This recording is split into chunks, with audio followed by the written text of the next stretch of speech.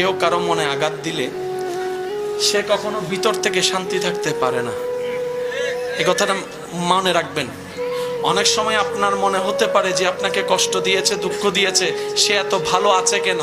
সত্যি কথা বলতে তার চেহারা দেখেন, একটু ভিতরটা দেখেন, তার রাতটা দেখেন, তার ঘুমটা দেখেন, দেখবেন যে সে ভিতর থেকে শান্তিতে নাই, শান্তিতে নাই। মনে রাখবেন যে আল্লাহর সৃষ্টিকে অশান্তিতে রাখে, আল্লাহ কখনো তাকে শান্তি দেয় না। আপনি আমি যদি একটা কনসেপ্টে চলে আসতে পারি, প্রত্যেকটা স্বামী স্ত্রী যদি একটা কনসেপ্টে চলে আসতে পারে, সেটা কি? এটা আমার স্ত্রী নয়, এটা আমার আল্লাহর দেওয়া নিয়ামত। এটা আমার স্বামী নয়, এটা আমার আল্লাহর দেওয়া নিয়ামত।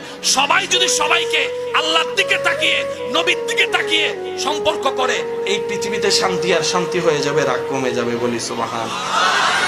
কেউ কারো মনে আঘাত দিলে সে কখনো ভিতর থেকে শান্তি থাকতে পারে না। এই কথাটা মনে রাখবেন। অনেক সময় আপনার মনে হতে পারে যে আপনাকে কষ্ট দিয়েছে, দুঃখ দিয়েছে, সে এত ভালো আছে কেন? সত্যি কথা বলতে তার চেহারা দেখেন, একটু ভিতরটা দেখেন, তার রাতটা দেখেন, তার ঘুমটা দেখেন, দেখবেন যে সে ভিতর থেকে শান্তিতে নাই, শান্তিতে নাই। মনে রাখবেন যে আল্লাহর সৃষ্টিকে অশান্তিতে রাখে, আল্লাহ কখনো তাকে শান্তি দেয় না।